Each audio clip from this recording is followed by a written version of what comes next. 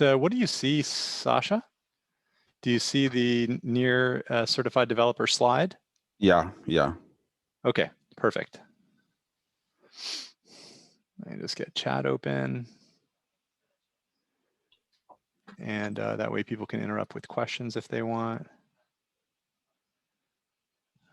All right.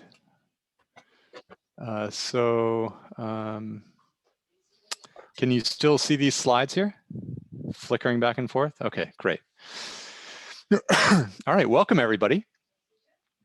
So this is the second run of Near Certified Developer. It's a week-long engagement, and we are very excited to have you.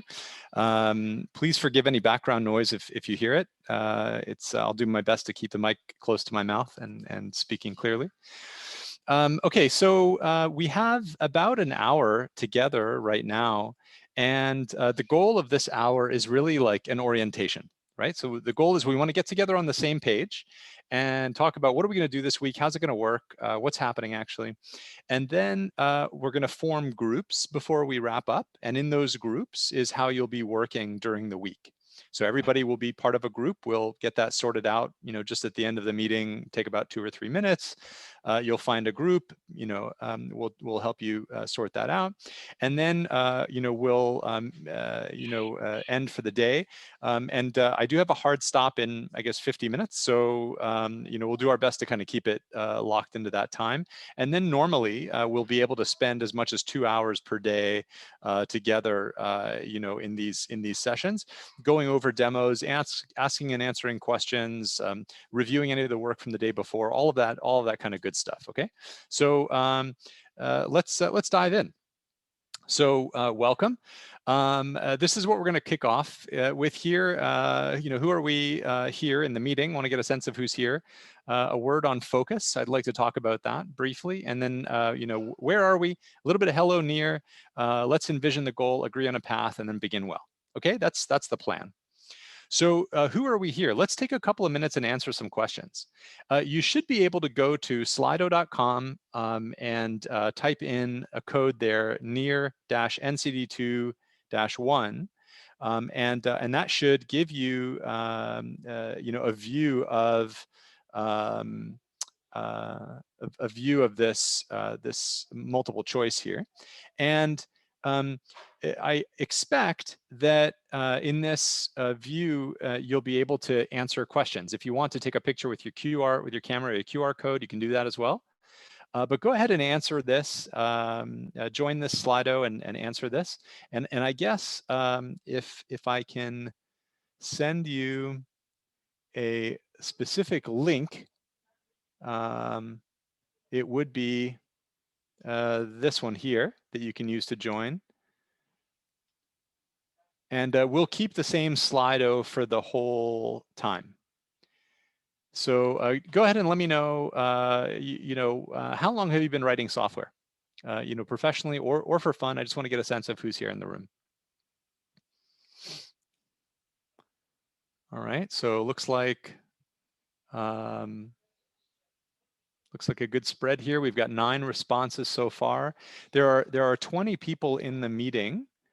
So I would expect to see, almost 20 responses here. If you're having a hard time getting to this, please say something, or maybe just type it into the spread here. So you should see on the screen a QR code and a graph, and there, please, I'd like you to go and answer this question.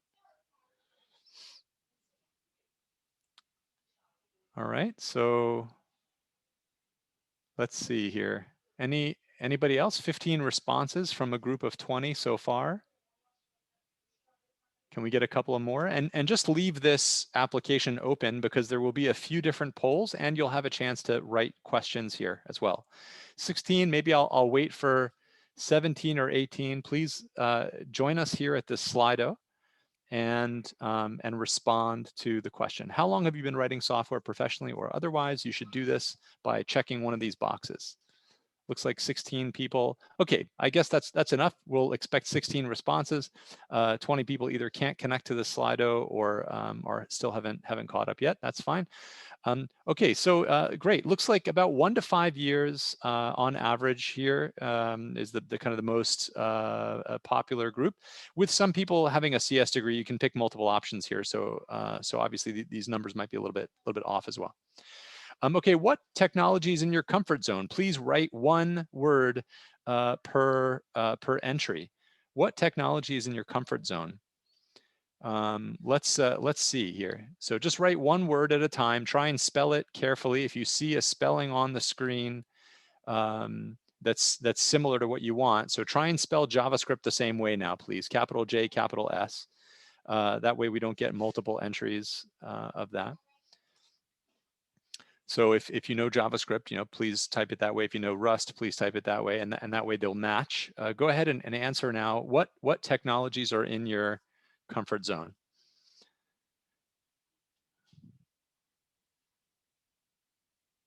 Right. So any technology at all. You know, programming language. It could be a framework. It could be some technical stack. It could be some particular concept, something if you did an advanced degree in something, what your thesis was on. Looks like, yeah, it looks like JavaScript is still the most popular. 13 answers. I'll wait for a couple of more here. All right, but again, looks like JavaScript is the clear winner. No surprise there. Any other answers? 16. I think we had 17 or 18 last time. All right. Okay, good. Let's keep going. So just another question now. What contract language are you going to focus on? So with Near, you can write contracts in Rust or AssemblyScript. Which language are you going to focus on this week? Or maybe both, or maybe you're not sure yet. You know, maybe you're just here for the show. Maybe you're not going to be writing any contracts. What's your plan this week? It's fine if you haven't decided. That's fine. No big deal. It's fine if you want to try both. That makes sense. That's what I would do, just to get a sense of what's going on. Okay, 12 responses. I'll give it another few seconds here.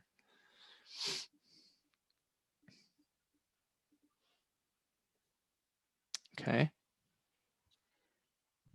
All right. Some people might come saying, I know exactly what I'm going to do. I'm going to focus on AssemblyScript or focus on Rust. Some may not have decided. Some may be interested in both. It's all good. Nobody here for the show? All right. Now, let me just capture what questions do you have right now? So same deal. You should be able to go to the same page, same site here, slido.com near NCD2. So you shouldn't have to change anything. And just type in any questions you've got at all. I'm not going to take the time to answer all of these questions today, but I do want to collect your questions. And you'll have several opportunities to do this, by the way. You can add more questions anytime. It's not just when you see the slide. But let's have a question here. You know, for example, we might ask something like, you know, what time is it? You know, obviously that's not a very relevant question, but you could ask it.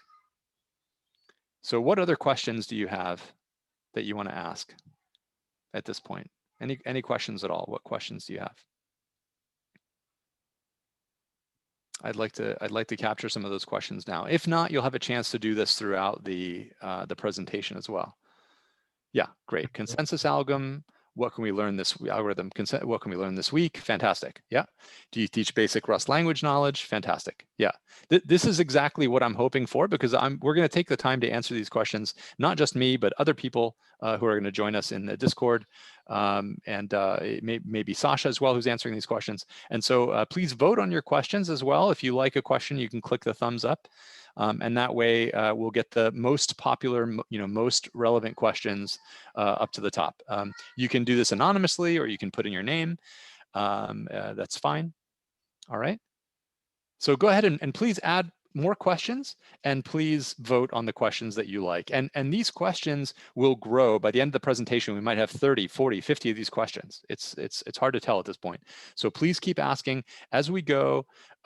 Please continue asking questions. Please continue voting on these questions. Look at them from time to time. Whenever I ask you, do you have any questions? Maybe take a look and see, what that looks like. All right, let me get rid of this. What time is it question? Because that's not relevant. Okay, so let's keep going. Thank you so much. I think briefly here, consensus algorithm is proof of stake is how we do it. We're going to be learning Rust and AssemblyScript and reading and writing contracts. We're going to be submitting a demo application before the end of the week. There is an opportunity to learn some basic Rust. Just user, if you don't mind, please mute yourself unless you're going to say something. I can't mute people at this point. Sasha, maybe you can help me. Yeah,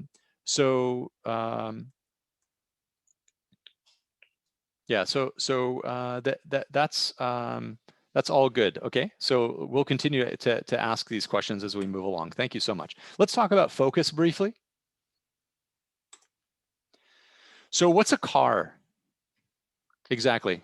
What is a car? You may have heard of like a Stirling cycle or a Carnot cycle. It just sounds similar, but it's not about the car specifically. Valve trains, maybe hub, rotor, master cylinder. Maybe you've seen some of these equations around the efficiency of the engine.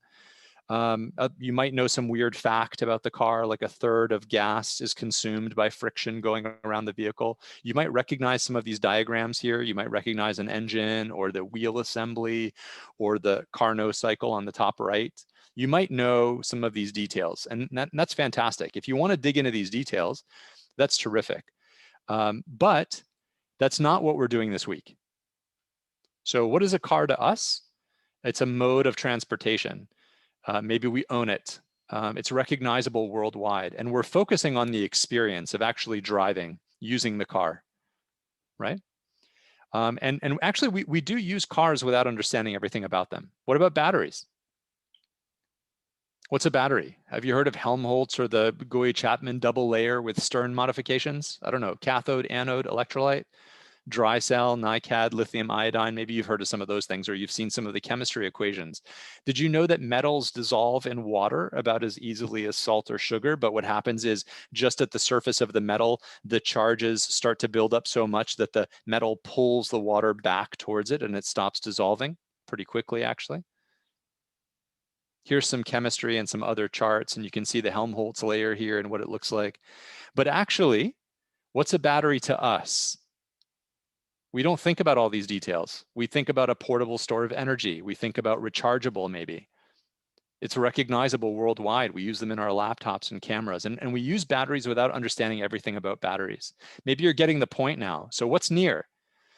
Validator partitioning and beacon chains, erasure codes, Byzantine fault-tolerant finality, and high availability. Here's some equations around the economics of near, and there's a weird fact about how developers can earn 30% of transaction fees to the contract. This is all useful information.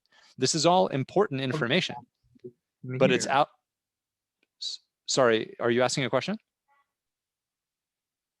Yeah, just to remind everybody to keep your microphone muted unless you want to interrupt and ask a question, then you're more than welcome to interrupt and ask a question. That's perfectly fine.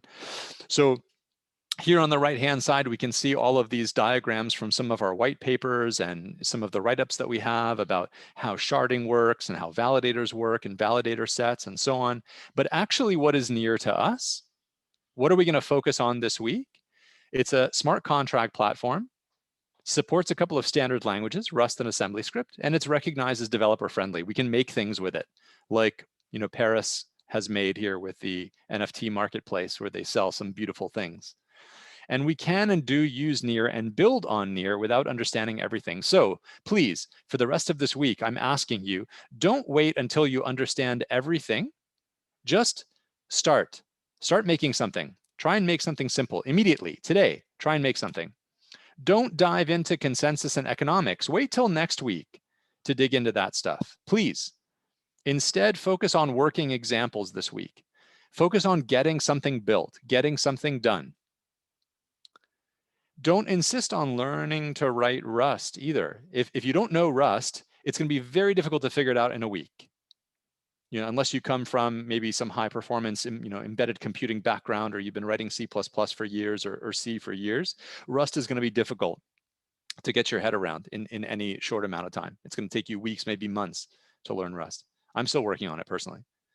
Instead, focus on the best language for you. If Rust is in your comfort zone, fantastic, go for it. You may as well look at the AssemblyScript as well. But if you're coming from JavaScript or TypeScript, as we saw in the beginning, most people are actually, then AssemblyScript is what I would recommend for you this week, so that you can get productive and you don't get discouraged. And please avoid the temptation to add complexity with front-end code this week. So just focus on the contract code and writing tests, getting the contract deployed and using it. And I'll show you exactly what I mean in a couple of example applications. So any other questions at this point? Any other questions? If not, take a second and vote for whatever it is that you think you want to hear more about. If you don't see your question up here, please add it. Take a minute now and vote on questions. Take a minute now and ask some other questions in here. Because again, this is the list that I'll be using to focus my attention on how I answer questions later. So even though we're going to end in 40 minutes, I'm going to be, what's the contract code? Solidity? No, the contract code is Rust or AssemblyScript. Rust or AssemblyScript is the contract code. Okay, any other questions? Any other questions? Please vote on the questions or add your other questions if you don't see that. How does wallet look like? Logins, permissions, compare to MetaMask. Happy to do that. We'll actually create an account today in the day one work. TPS target of near is, I think, hundreds of transactions per second at this point. The target scales with the number of shards. So we can talk about that if you like. But again, I'll ask you not to wait this week to get the answer to all of these things. Focus on building. All right. So again, I haven't answered these questions. When I answer them, I'm gonna, click this thing here, and then I'm gonna, check the box to remove it. So I haven't answered these questions. I just want to collect them now, and I'd like your help in doing that. All right. So where are we? Let's talk about historical significance for a minute, please. So I am going to try and convince you that we're at this edge, this cusp, this edge of a new era in computing, right? So if you think about this from the mid-1900s through to today, you had computers the size of a house, a bus, a desk, and now you've got maybe a computer in your hearing aid or in your mobile phone or in your watch that's always on, always connected with high-speed internet. Starting in the 1960s, maybe with ARPANET and DARPANET and some of these bits where you could get information out. Bulletin board systems, universities were connected to the network. Maybe through the 80s, bulletin board systems. Through the 90s, World Wide Web, Encyclopedia Britannica, online encyclopedia of data, and then Google indexing. The best search engine coming out of the 90s was Google with their new indexing strategy and how they were optimizing search results. Today, you can ask your phone, hey Siri, what's the weather tomorrow?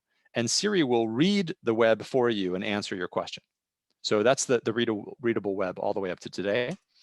The writable web, starting with maybe bulletin board systems where you could actually contribute some content, open source software movement, free software foundation, being able to put data into the web, being able to put your own websites online, and then obviously Twitter, Facebook, TikTok, all the way until the latest and greatest of the ability to kind of do whatever you want with the web, where I can grab a cell phone and start recording myself and publish online instantly.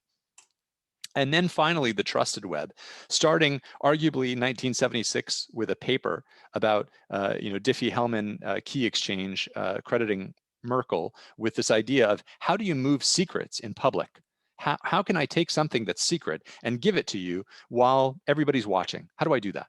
Especially if people are trying to get our secrets. How do I do that? How do I figure that out? So that's what they came up with. And then, sorry, can you just mute yourself? Or Sasha, can you help me mute people who aren't speaking? And then CHOM in the 80s, and then into maybe Hashcash and B-money and some of these other experiments with trying to figure out how we can trust the web, all the way until Bitcoin as blockchain, say generation 1, and then Ethereum blockchain generation 2, and now with a number of organizations, including NEAR, in this generation 3 of blockchain. So that's the trusted web. So all of these things are converging now. And today you have decentralized autonomous organizations, token economics, and mechanism design. How do you get people to behave in certain ways? How do you, remove all the middlemen, disintermediation? How do you get the middlemen out, the banks out, and other systems out of the way, so that we can work together by trusting the network? Basically, that's the idea. And there's some links in here. You can certainly take a look at this. So what is Bitcoin? It's basically this final thing here: cryptographically verifiable transactions plus decentralized storage and compute, and then a public ledger. So these three ingredients, you mix them together, you get Bitcoin. Ethereum is that same technology, and then on top of it, we put this Turing complete virtual machine, a computer, basically. We can simulate any machine with this machine. It's a place where we can run contracts. That's what Ethereum is on top of this. And then the inputs to this machine are code and data from the blockchain, from this base layer, and the output data is also saved to the blockchain. So that's Ethereum, but there's some problems. It's expensive, there's low throughput, and it's hard to scale. And so to solve that, NEAR has tried to split out and make transactions move in parallel using shards. Polkadot uses parachains, chains that communicate with a central chain to coordinate their work. Solana, which timestamps transactions, splits them up and then merges them later. And Avalanche, which has specialized chains, one for speaking to Ethereum, one for managing value with Xchain, and then one for managing governance. And so everybody's trying to solve this problem in different ways. NEAR is one of those. What questions do you have at this point? Any questions? Anything else you want to ask? Any other questions that came up that you want to vote on or promote?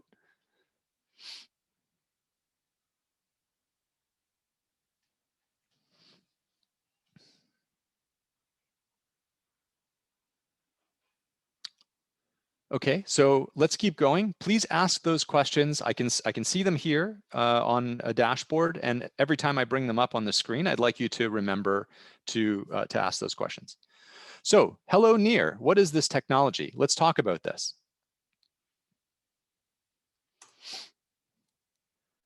So NEAR is cheaper, faster, and easier to use for development and for production. Contracts, we write them in AssemblyScript or Rust. They compile to WASM, WebAssembly. There are 1 million JavaScript and TypeScript developers out there, maybe including some of you, that can learn AssemblyScript in a matter of hours or days. And the Rust toolchain is more mature. So for high value contracts, for very complex contracts, we would choose Rust. But we can always have a mix of some AssemblyScript and some Rust contracts as part of the same decentralized application. So of course, they would be different contracts, but these contracts can communicate using cross-contract calls. And then NEAR has this unique account system that makes it easy to reason about how contracts interact, and we'll talk about some of those details. In production, there are some of these optimizations that are built into the protocol. So gas fees, 100 to 10,000 times cheaper than Ethereum, very, very low gas fees. Contract accounts earn 30% of fees. And the network will automatically redistribute accounts across shards to make sure that things are balanced and moving quickly and responsively. Even though mainnet today has only one shard, before the end of the year, the plan is, I think, to have several of those. And then, of course, 1 second block time, 3 second finality. So if you're not quite sure what all of this means, that's okay. Feel free to ask a question. What does this mean? What does that mean in the questions list? But I'm just going to keep moving on. And of course, you can watch the recording anytime after this. We'll publish it within 24 hours of this meeting. We'll clean it up and publish it online so that you can watch the recording. All right, any questions at this point? Just a reminder to ask your questions. Let's dive into decentralized applications at a very high level. So you've got your application and you've got this blockchain, NEAR protocol blockchain over here. What are you going to do? So NEAR exposes this API called RPC, this remote procedure call. It's RPC that sends and receives JSON over HTTP. It's a little bit of text. You send it over the wire, just like a website, but you're using an API. So JSON, RPC over HTTP. That's what that API is. It's not REST API because REST follows a bunch of conventions, that match, CRUD operations in a relational database typically. But the RPC API is instructions that you send. Maybe send a transaction, get the status of a transaction, things like that. And then around that RPC interface, we give you NEAR API.js, which is a JavaScript wrapper that lets you communicate with NEAR from JavaScript. And your application uses that NEAR API.js. In fact, all of our applications also do this. The examples you find at NEAR.dev, NEAR Explorer, NEAR Wallet, NEAR CLI, all the tools that we're going to be seeing and using all use exactly the same infrastructure here. And the key there to understand is that we're dependent on the same technology that you are. You could say we eat our own dog food. And so in that sense, we want to make sure that it's as useful and friendly as possible because we're also dependent on it. And of course, stable because all of these things are shared by the entire community, including us. All right. Any questions about that? Just a reminder, please add your questions. And I'm not going to spend so much time on this slide from now on. It's just a reminder. Ask questions, vote on ones that are already there. Let's dive a little bit deeper now, maybe go low level. Hold on to your seat because this is going to be a pretty intense tour. So you've got your application and you're wondering, what are you going to build? You're not really sure. You're thinking about it. And then all of a sudden you have an idea. And you say, okay, I know exactly what I'm going to build. And so you write some contracts for it. That's what we're learning this week, how to write contracts in AssemblyScript and Rust using these software development kits, NEAR SDK AS for AssemblyScript, NEAR SDK RS for Rust. You've got NEAR protocol over here. And so you create an account on your protocol, and then you deploy your contract to your account. So with Ethereum, if you're familiar with it, the account gets created for you automatically. Not so with NEAR. You have to create the account and you deploy a contract to it. Any account can have a contract on it, including yours. NEAR protocol is actually two things you can think of it, this blockchain layer and a runtime layer. So from your application, we said already you're going to use NEAR API.js now that you're writing it. And you're going to send some request to the RPC interface to use your application. The blockchain layer is going to catch that request and it's going to give it to the runtime layer where a virtual machine turns on, a computer turns on, looks at the storage on the chain and loads your code. Now your code is inside the virtual machine and it's running. It might read and write. Your contract code might read and write to the blockchain. And then the virtual machine responds. You've only got 200 teragas, which is about 200 milliseconds to do work in your contract. And the response goes back to your application. So this is what the lower level, not very low, but a lower level than before, of your application looks like and how it interacts with NEAR. You have your contracts, you deploy them to an account, and then from your application, you use NEAR API.js, or you could talk directly to the RPC API to communicate with the blockchain layer that has the runtime layer turn on a computer, load your code, read and write data storage, and then give you a response and shut down. Every time you call a function in your contract, that's what happens. And you've got 200 milliseconds, 200 teragas. Any questions? Just a reminder, on your own time, please ask. Let's talk about storage a little bit more. And don't forget, you can watch this video anytime. So what's inside storage? You can actually type using NEAR CLI, NEAR state account name, whatever your account name is. And you'll find this metadata here. Things like the amount that's in your contract formatted. This account has 42 NEAR, or unformatted in Yocto NEAR, 10 to the 24. You'll also see a code hash, which is like a fingerprint for the contract binary, actually. So every contract, after you compile it, has this unique fingerprint. And two accounts that have the same contract have exactly the same code hash, exactly the same fingerprint. And then, of course, how much storage is used, because you have to pay for that storage in something called storage staking, where we lock up your tokens at the price of 10 NIR per megabyte of data. The data is actually key value pairs. This data happens to be base 64 encoded, but you can see there's 3 key value pairs in the data storage. And we give you some abstractions on top of that. So actually, the contract code lives in this one special key called state. For Rust and AssemblyScript contracts, there's a singleton pattern where you have the contract code sitting in a key called state. And the other things that you want to store are just key value pairs. Some of them, if you see towards the bottom, persistent vector and the persistent set, those are wrappers around the key value pair that give you the feeling of a vector or the feeling of a set and the related kind of behaviors. Any questions about that?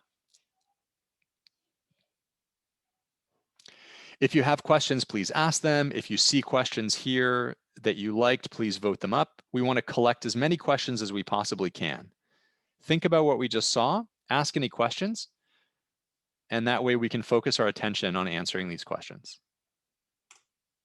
Let's talk about testing, because we're going to be doing that this week. With AssemblyScript and Rust, what are you doing? You're writing your contract in AssemblyScript using NIR SDK-AS, or you're writing your contract in Rust using NIR SDK-RS. And then to write tests, unit tests against the contract, you have 2 different technologies. For AssemblyScript, you use something called aspect, and for Rust, you use something that's baked into the language where you use this kind of macro directive pound, test in between brackets. And you'll see examples of this as you look at the code. You can then build your contract into a WASM file and then simulate it using simulation testing. You can do that kind of one-shot simulation testing with NIR VM in the NIR CLI, where you just call like a method. But if you want to orchestrate several contracts or call several methods and have cross-contract calls, you need to use the NIR SDK sim, the simulator. And again, you'll see that this week, where you're actually simulating the behavior of the contract as if it were on-chain, but before you deploy it. And then finally, you deploy, maybe to testnet or localnet. You'll do both of those this week, where you actually deploy the contract and then you can do some integration testing, maybe with NIR API.js or with NIR CLI. Both of those you'll see this week as well. So those are the 3 kinds of testing: unit testing, simulation testing, and integration testing, in that order. Any questions about that? Just a reminder, vote and ask. Let's talk about accounts. So the account model in NIR, we use human readable names like alice.testnet or app.alice.testnet. And as far as I know, there's no limit to how many of those sub accounts you can have. We can read about it in the specification if you like. And so here's an example of this, pay with .NIR or pay by .NIR or whatever. These are just some random accounts that I took from mainnet. And we also had this idea of an implicit account, where this is an account that doesn't cost you any storage, and it's basically been created to reserve a name. In order to get that name, you have to send some tokens to this implicit account. So it's a little bit of extra detail. These are close to the way Ethereum account names are made. But again, the actual account name is going to be human readable. So this is like a temporary account name, this implicit account.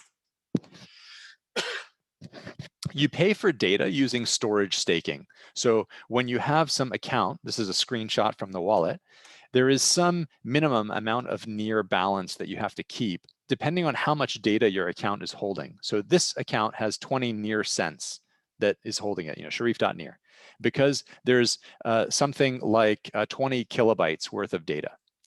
So it's 1 NIR per 100 kilobytes, 10 NIR per megabyte of data. This account has 20 kilobytes on it, and so it's holding 20 cents.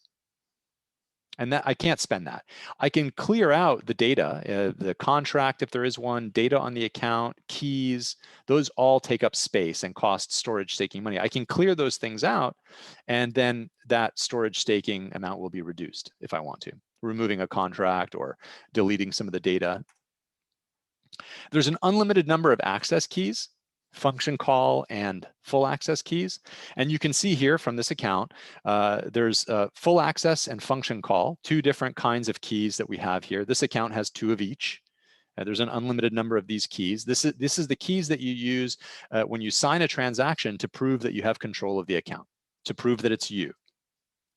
And so with full access keys, you can see that there's nothing but the public key and then the permission and nonce. How many times have you used it? Number used once is what nonce stands for. For the function call key, we also have a budget, this allowance. So you can't spend any more than that. There's a receiver ID. Who can you call with this? So this function call access key here that the yellow arrow is pointing at has a receiver ID of banana swap. And that means if I have the private key to this, I can spend my money up to 25 cents, that's what that is, calling functions on bananaswap.near. If I give you the private key, you can spend 25 cents of my money calling functions on bananaswap.near as well.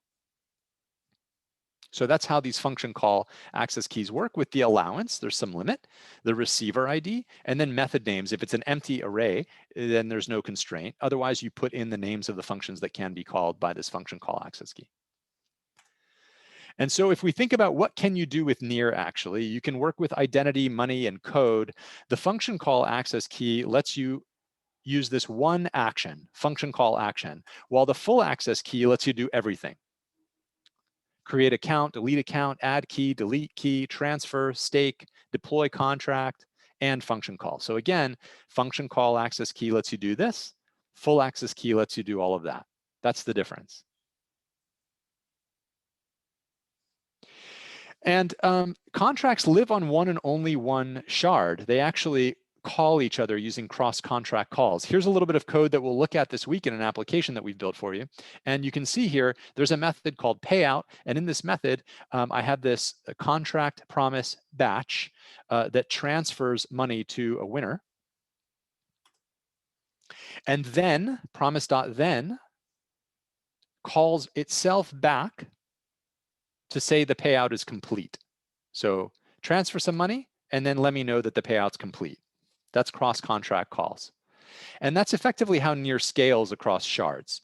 Every account is assumed to live on its own shard. Even one account, if it makes a call to itself, will go through the same machinery that it would as if it was calling some other account somewhere else across shards. And that's how you get the scalability. Any questions at this point? If not, we'll keep going. Just a reminder to ask questions, please. Vote on ones that you like. Keep pushing those favorite questions up to the top. I will answer every single one of these, if not myself, with the help of other people, for sure, until you're satisfied. You'll see as I make this point later today. But for now, we just want to collect them. Let's talk about languages briefly. AssemblyScript and Rust contracts. Pros here for AssemblyScript. It's easier for prototyping and trivial for you to learn if you're familiar with JavaScript or TypeScript. The binaries are smaller, actually, and they're easier to read in WebAssembly as text format. So that might be a really interesting thing for you to do. Let me compile this contract in AssemblyScript, a simple one, and then read the WebAssembly as text to see what happens. In Rust, the pro is that you've got this mature compiler. It's been through the ringer. It's the best tool chain actually in the industry to go from a programming language to WebAssembly. Rust to WASM is the most mature pipeline for that. And that's not surprising because of Mozilla's commitment to this technology. And so there is a thriving ecosystem. There's lots of real world use cases. And of course, Near SDK RS, just like Near SDK AS, makes life easy for you. There are some cons here though. On AssemblyScript, the compiler is a little bit immature. The ecosystem is a little immature. Debugging tools are a little bit immature.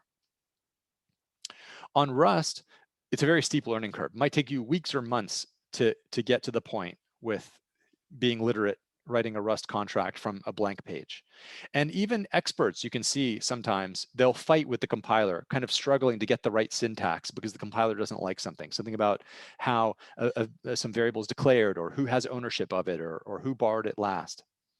And so that can be a little bit of a challenge with Rust. If you already know Rust, good for you. But if you don't know it yet, I would recommend against trying to learn it this week. Focus on AssemblyScript, much easier to learn.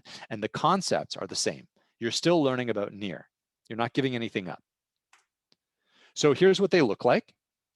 contract data on the left and right, AssemblyScript and Rust. You can see this idea of a posted message. In AssemblyScript, it's a class. In Rust, it's a struct. And again, this is recorded and you have access to the slides. So if you feel like you're missing some of this or if it's going too quickly for you, remember you can always come back to it. Here is contract behavior, AssemblyScript and Rust. A couple of methods in both. Export function add message, export function get messages in AssemblyScript, and in Rust here, public function add message and public function get messages. We also need the struct in Rust because of the type system. No matter what, though, the output is always a WASM file. And this is what it looks like, actually, this WebAssembly as text. You can see there, get message, add message. This is from the AssemblyScript compilation because the Rust one is a little bit harder to read.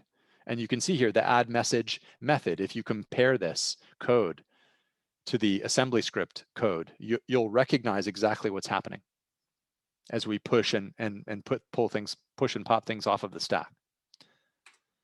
Any questions? Just a reminder, any questions, please ask them. Vote on ones that you like. I don't see too many questions coming in here, so I don't know. I think nobody's voting on them because the list is growing for sure, but I don't see enough people voting. I would love it if you would vote because that'll help us prioritize these questions. Please do vote. Take a minute now and vote on the questions that you like. There are a few more questions that have come in. You can see lots and lots of questions here. I just didn't scroll, my fault. But it would be great if you could also vote on these questions, and that way we can focus on the most popular ones first, but I will get to every single question.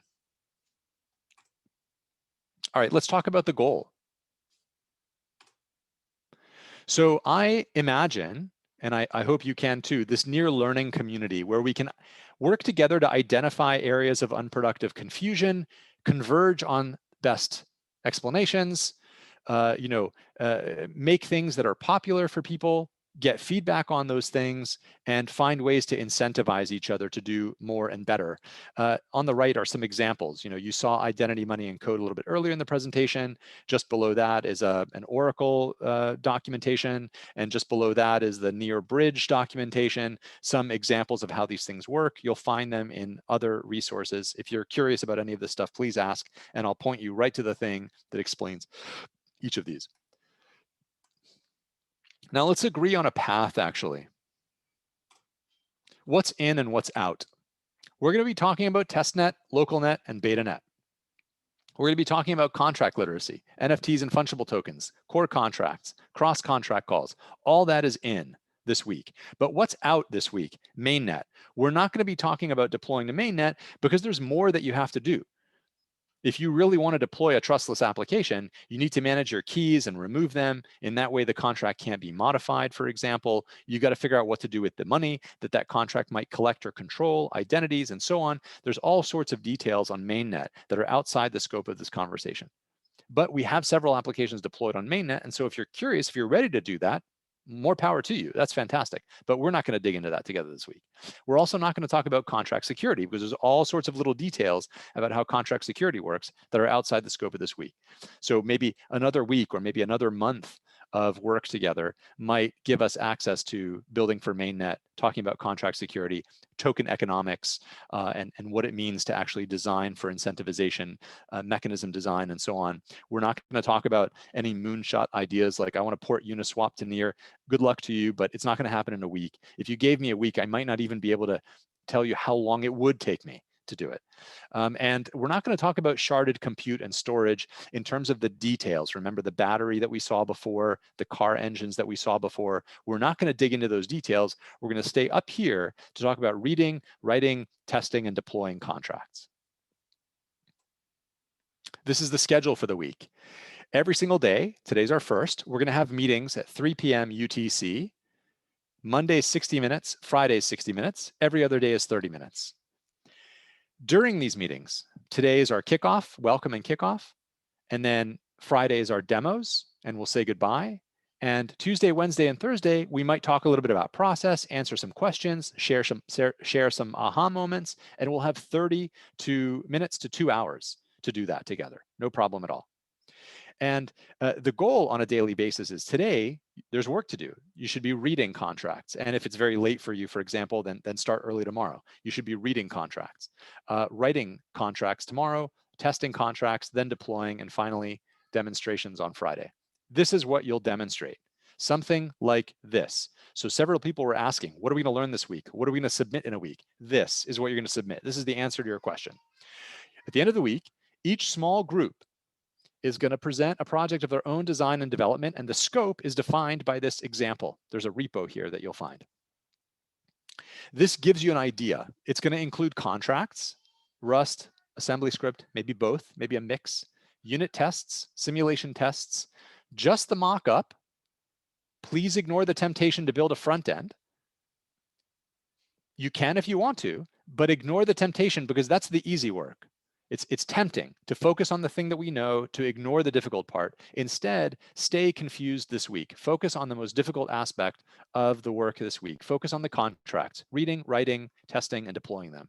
And then documentation, exactly as you see here, build tests, explanations, the example story, proposal. This may be a little bit too small for you to read, but the idea is you can see this repository and see exactly what I'm hoping every single group by the end of this week will produce. You don't have to do this as an individual. You can if you want to, but you don't have to. But as a group, I expect that you'll be able to ship something like this and demonstrate it to us, actually.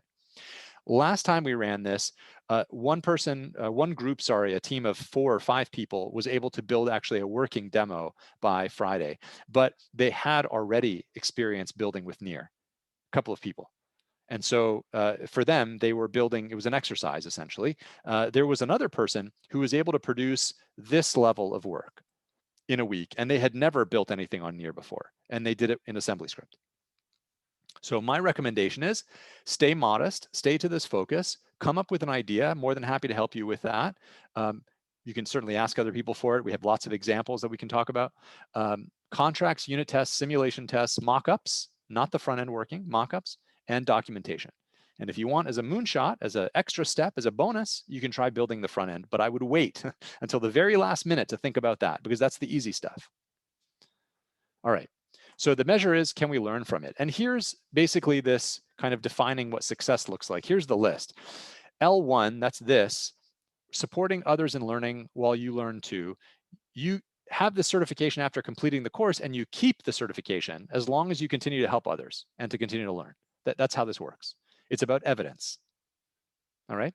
For L2, build and deploy a testnet app that grows to 100 users. And for L3, build and deploy a mainnet app that grows to 1,000 users. And these are still under heavy development here. So, you know, if you have some better ideas about how we should kind of measure levels of certification, the goal is to make it matter. It should mean something. And it should also be achievable. So there's a balance there. Right, so this is, you know, our current estimate here for L1. That's this course. It's about finishing this course all the way to the end, producing that demo, and then to keep this certification, continuing to learn, continuing to help people in the community, and lean into this work together. And then what? Maybe after this course, what can you do? You can go through the Figment Learn pathway. You know, we'll pay you $20 in Near tokens for 30 minutes of your time. This course is also paid, by the way. We have a bounties program where you can solve problems that we've listed for, you know, a couple of thousand Near tokens or a couple of $1,000s in Near tokens. And it takes several days, maybe a month or so to solve those, depending on the bounty. It could be more. Grants program, applying, you know, $10,000 up to $100,000 in grants for 3 to 6 months of work. Depends on the amount of work there. The Open Web Collective raised collectively $15 million US dollars last year. And then Gitcoin Kernel is this 8-week program. There's another one that starts in March. If you're curious, I can send you an invitation. Please let me know. So these are some of the things that you can do. Next, what next? Any questions at this point? Please ask them in the list. Any questions? Please ask them. I'm asking you now, please commit yourself right now to being shamelessly selfish. Get what you need from this experience. Make sure you get it. Don't take no for an answer. Don't take maybe. Don't take a half-baked answer. Just ask again and again and again and again until you get what you need. And please be sustainably generous. by giving back to the community. And sustainably generous means you're not trying to answer questions at 2 a.m. even though you're really tired and exhausted and you feel like you owe it to somebody. That's not sustainable. Sustainable is at your own pace. If you can help someone, give it your best shot. And if it didn't work, try giving it again, but be sustainable about it. Do it in a way that doesn't burn you out. In that way, we can have a very healthy learning community. Everybody keep asking, asking, and asking until you get what you want. And if you have time to give, give. All right. Any more questions? Last reminder, and then we're going to break up into groups. We've got about 5 minutes. Any other questions at this point? Please ask your questions here. For how to compare Near and Ethereum 2.0, you can compare Near and Ethereum if you go to Near 102. So that's this, and we have a recording and slides here. I'll send it into the chat. That's Near 102. There's also Near 101 is another course. You'll see some repetition from these slides. So Near 102 is Near for Ethereum developers. We don't discuss Ethereum 2.0 exactly, but we do talk about the differences between Near and Ethereum today. And so some of these things we've addressed, proof of stake, consensus algorithm. We've talked about what we can learn this week, what we're going to submit this week. All of these have been discussed, but I'm going to leave them here until you're satisfied. Yeah, this I would have to check. This question here, I'm not entirely sure if the network who pays for rebalancing. Let me check on that. And so anyway, let's keep going at this point. So I'd like to make some groups now, please. So Sasha, if you could please share, I'm guessing we're going to do the same thing or something different. I'm not sure actually. Great. You've shared the spreadsheet. Yeah. Okay. So maybe you can see that here. To everyone. Yeah. Mm-hmm. Okay. And it makes sense to indicate your time zone as well, just to get in the same room with people from similar time zone. Yeah, so you can do it like this. Okay, so please throw your name into a group. If you see a column that's empty, just put your name there. There's no reason to wait. Just go ahead and put your name into a group. We're aiming for about 4 people per group. Could be 3, could be 5. It's not that big a deal. Please put your time zone, Alexander and Vladislav, Laura, please put your time zone in there. That way other people can see what time zone you're in, because you're going to need to be meeting each other in these groups, right? You're going to want to set up a meeting, you're going to want to chat, you're going to want to coordinate. And so being in the same time zone makes a difference. Please put in your time zone in your group so anybody else can see what your time zone is. Yeah, that's fine. So name and time zone is perfect, actually. That's good enough. And then you're going to end up joining these groups. So name and time zone doesn't have to be a full, account name or email or anything like that. Just name and time zone, because what's going to happen is you're going to join these groups in Discord on your own.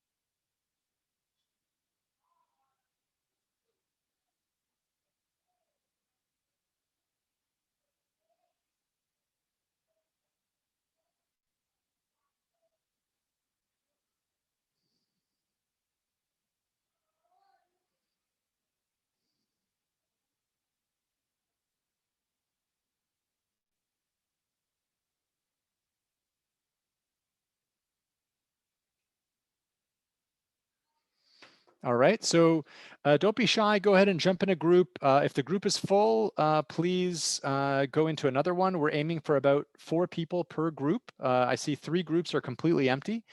Several people waiting in the wings. So maybe here, if you're done.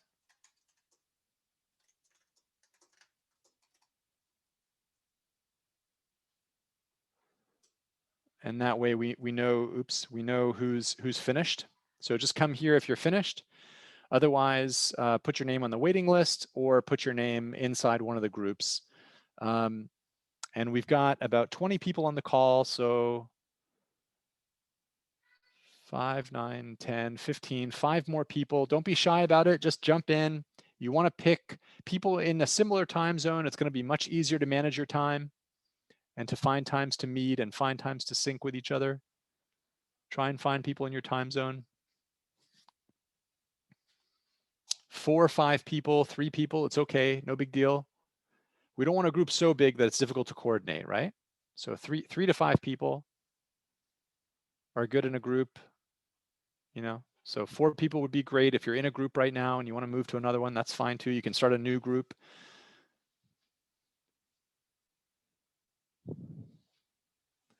I don't know if there are going to be groups of dedicated Chinese speaking natives or dedicated Russian speaking natives. We had that last time, and that made it a little bit easier for people to exchange ideas and lessons with each other, and difficult, obviously, for non-native Chinese or non-native Russian speakers to participate in that group. So pay attention as well to something like that. If you recognize from these lists that somebody you know, for example, is you know, kind of filling in a group or would prefer to be in a language dedicated group, then you can rename the group. For example, let's say group F, you know, Chinese group speaking group, or group E, Russian speaking group, you know, something like that. And then you can focus there. That might be easier, actually. Okay, no big deal.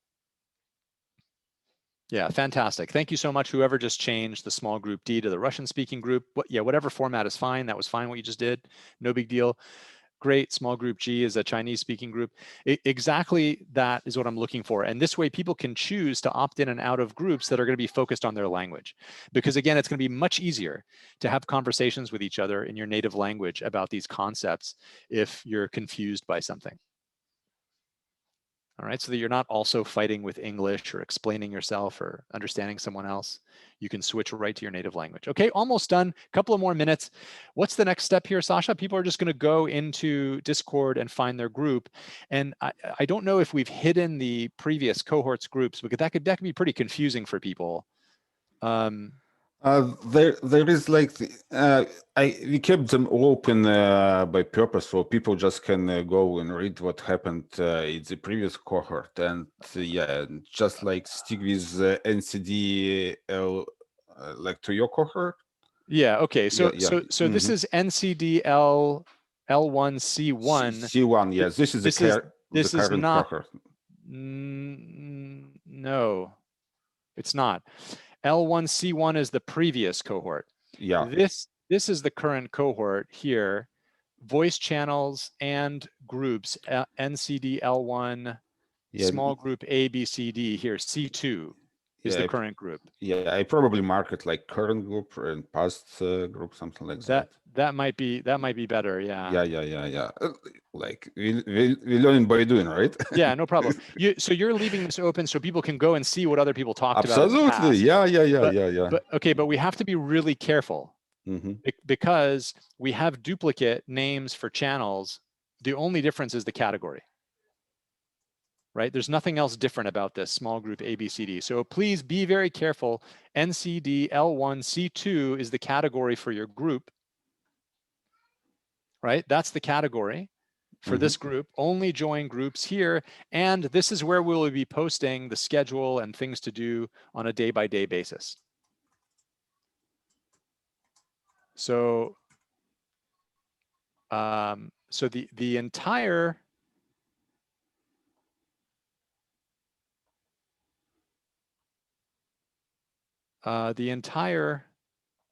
day is here for day 1, and for day 2, and for day 3, and for day 4. We've decided this time to open the schedule up so people can move at their own pace. If you want to see exactly what's happening every single day, you can go and check out that link and you'll find exactly what you need to do per day, okay? Please make sure that you're only joining small groups A, B, C, D, E, F, And G, I think we need a G here.